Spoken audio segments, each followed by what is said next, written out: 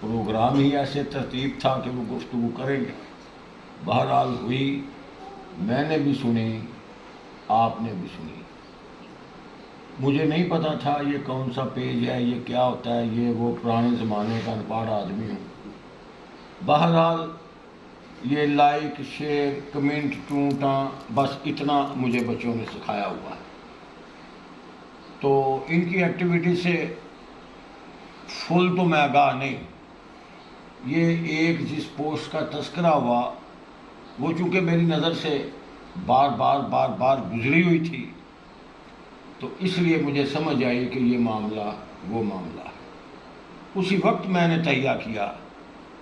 اس وقت ہم تقریباً 40 کے قریب نفر موجود ہیں کہ میں اپیل کروں گا کہ ہم 40 تو کم از کم 40 میں سے ایک بھی پیچھے نہ رہے جو اس معاملے میں معاونت نہ کرے. بہرحال وہ انہوں نے خود ہی اپیل کر دی ہے.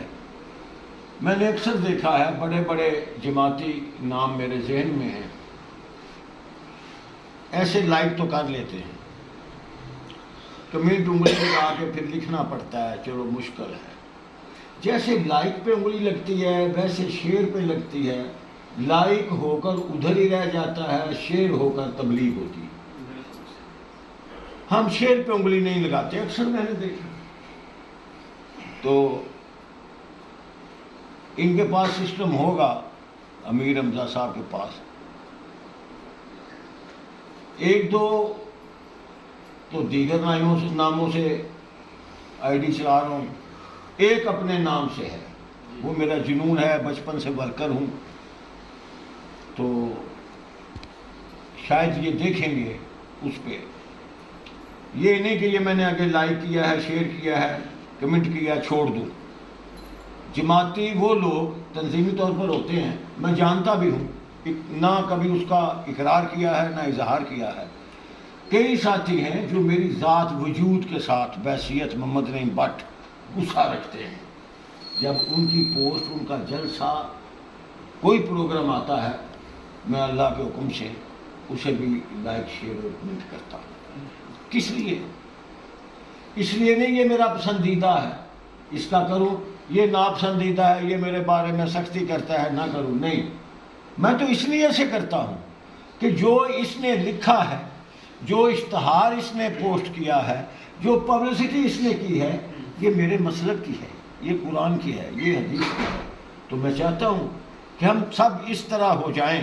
اور اس سے اگلی گزارش یہ کروں گا، یہ ہماری خوش قسمتی ہے کہ ہم کو ایک ایسا نوجوان اللہ نے عطا فرمایا ہے کہ جو ہماری تھوڑی محنت کو زیادہ جگہ پہ بڑھا چڑھا کے اس کی ابلاغ و تبلیغ کر رہا ہے. اس لیے اس پہ بڑا زور دینا چاہیے. میرے خیال میں بڑی لمبی چوڑی گفتگو کی اس میں ضرورت نہیں. ایک مجاہد، ہیرا، ورکر، فعال، متحرک، جو بھی آپ نام دے لیں، وہ قرآن اور حدیث کی تشہیر کے لیے میدان عمل میں آیا ہے. اگر ہم اسے اکیلا چھوڑ کے بازن کریں گے تو گناہ گار ہوں گے. اگر معاونت کر کے اس کے جذبے کو بڑھا کر اور اس مشن کو آگے پھیلا کر معاون بنیں گے تو نیکوکار کہلائیں گے اور ہمیں ثواب ہوگا. اس سے اگلی بات، ایک جو شیطان ڈالے گا ہماری کھوپڑی میں، جو جانتے ہیں ان کی بھی، جو نہیں جانتے ان کی بھی. لا بھائی چنگے پاسے لایا سو، تیری دیہڑی بڑی موٹی لگ رہی ہے. یہ انہوں ہی پتہ ہے، منوں نہیں پتا. سمجھ نہیں تو پھر بھی شیطان ایک جی کھوپڑی میں ڈالے گا.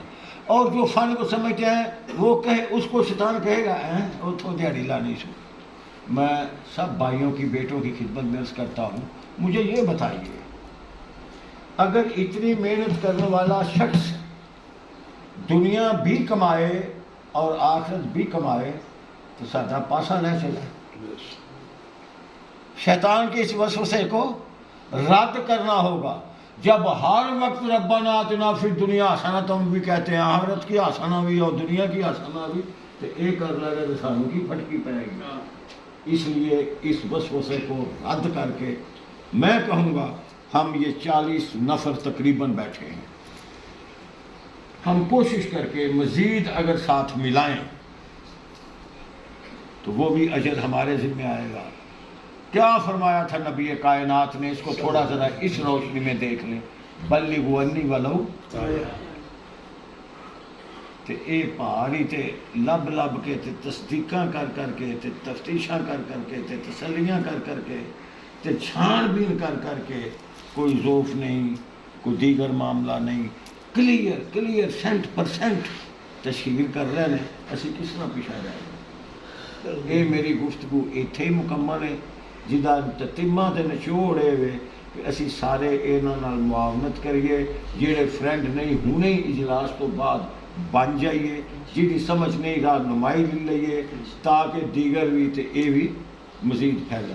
رانا صاحب میرے پاس بیٹھے نے، ناظم میڈیا، سوشل میڈیا پنجاب. تے پرانے نویں ساتھیوں تے نہیں پتا، پرانے ساتھیوں نے پتا بھی گرم تباہ نے عبداللہ دا گرم تباہ نے. اس کے باوجود آپ دیکھیں گے فیس بک پہ یہ سارے سسٹم پہ آپ دیکھیں گے جس طرح میں نے اپنی مثال دی ہے کہ بعض آدمی ویسے ہی رکھتے ہیں پروانے کی. جو شخص میں ذاتی طور پر جانتا ہوں کہ ان سے تصل رکھتے ہیں، خدا واسطے ان کی پوسٹیں، ان کے بیان، ان کے پروگرام، ان کا جلسہ، ان کے ترتیب دی ہوئی تمام پلاننگ اس کو بھی ٹھکا ٹھک کر رہے ہیں. بھائی کس لیے؟ مسلک کی تشہیر ہے، اللہ کی رضا. تو اس لیے آپ یہ جو واقعہ میں عرض کر رہا ہوں، اس کی روشنی میں گھر کے کام، بزنس کے کام، تعلیم کے کام، ان کے ساتھ معاونت کے کام، دیگر نیکیوں کے کام، اس ایک واقعہ سے آپ سبق حاصل کر لیں. 24 گھنٹے آپ کی رہنمائی ہو سکے گی اور آپ کو جرأت اور کرج بھی مل جائے گا انشاءاللہ. لمبا واقعہ ہے، پہلے بھی میرے خیال میں 3-4 دفعہ کہیں بیان کر چکا ہوں. مختصر آپ کی خدمت میں پیش کرتا ہوں. ینگ صلاحیتاں نے ماشاءاللہ تہاڈیاں آپ ہی ویلڈ وولڈ کر لو گے کہ بار صاحب نے آکھیا ایک سفر پر باپ اور بیٹا دونوں نکلے. دور کا سفر تھا. بیٹا ڈرائیو کر رہا تھا، باپ فرنٹ پہ تشریف فرما تھا. سفر پہ نکلے، طویل سفر تھا، مختلف علاقے تھے. ہم بھی کراچی جائیں ریگستان بھی آ جاتا ہے، پتھریلا علاقہ بھی آ جاتا ہے، ادھر نکلیں پہاڑی پہاڑ نظر آ جاتے ہیں، ادھر سرائی سرا نظر آ جاتا ہے، چولستان میں توڑی بھی لگی جاتی. یہی حالات تھے. آندھی چلی، طوفان بن گئی، بارش ہوئی، بوندا باندی ہوئی، تیز بارش بن گئی. حالات واقعات بڑے عجیب بن گئے. تھوڑی مشکل پیش آئی تو بیٹے نے باپ کی طرف نگاہ اٹھا کے دیکھا، سوالیہ نظروں میں. بعض اولاد سمجھ دیا ہے کہ ماں باپ ساڈے کو بوڑھے بڈھے ہو گئے انہوں نے عقل اکل کو نہیں. ماں باپ پڑھ بھی ہوئے، منڈے جننے بھی ہوشیار ہون تے انہوں نے تتریاں بتریاں کرن لگن تے انہوں کی قابل نگاہ ہوتی ہے اولاد سے، انہوں نے سمجھ نہیں. سوالیہ نظروں سے دیکھا. باپ نے کہا بیٹا چلتے چل. مزید بارش تیز ہو گئی، کالے سیاہ بادل آہستہ آہستہ دیگر مسافر رکنے شروع ہو گئے. اس نے پھر دیکھا، نافرمان ہے اس علاقے پہ وہ کتنے باڑی جانا. پھر دیکھا، باپ نے پھر کہا بیٹا دیکھ بھال کے چلتے. پھر چلتا گیا. بڑے مشکل حالات آ گئے، سب لوگ رک گئے، دیگر مسافر ڈالے ٹرالے بساں گڈیاں چھوٹیاں آلٹو بڑیاں سب. بیٹا سنبھل کے دیکھ بھال کے احتیاط کے ساتھ ہلکی سپیڈ کے ساتھ چلتے جاؤ. موسم بدل گیا، طوفان ختم ہو گیا، بارش بند ہو گئی، بادل چھٹ گئے، موسم خوشگوار ہو گیا، علاقہ بھی کٹتا گیا، آگے موسم بھی بدلتا گیا، دھوپ نظر آئی، صاف ستھرا موسم آ گیا. تو باپ نے کہا بیٹے ذرا سٹاپ، بریک لگاؤ. حکم کی تعمیل ہوئی، آرڈر اوبے کیے، بریک لگا دی. باپ فرنٹ سے اترا، کہتا نیچے اترو. نیچے اترا. وہ کہتا میں پریشان تھا، اتنے مشکل حالات میں باپ کہتا تھا چلتے جاؤ، اب دھوپ آ گئی ہے، صاف موسم آ گیا ہے، موسم خوشگوار ہے، باپ کہتا ہے نیچے اترو۔ بھارا، باپ آ کے کندھے پہ ہاتھ رکھا، کہا بیٹے ذرا پلٹ کے دیکھ۔ پلٹ کے دیکھا، پوچھا وہ مسافر جو تجھ سے آگے تھے، جو تیرے ساتھ تھے، جو تیرے پیچھے تھے، وہ سب کدھر ہیں؟ کہنے لگا ابو جی وہ تو پیچھے رہ گئے ہیں۔ اے کیوں؟ اے وہ رک گئے تھے۔ امیر حمزہ صاحب نے ویچ ایک باری یہ بھی آکھیا ہے کہ میں آکھیا انہیں کنے چلو اینا چر ہو گیا، نا نا نا نا، باپ نے کہا وہ کدھر ہیں؟ کہا وہ رک گئے تھے۔ پوچھا آپ کدھر ہو؟ کہا میں رکا نہیں تھا، میں یہاں پہنچ رہا ہوں۔ فرمایا بیٹے جو رک جائیں منزل پہ نہیں پہنچتے، ٹارگٹ پہ نہیں پہنچتے، ٹارگٹ کو فتح نہیں کر سکتے۔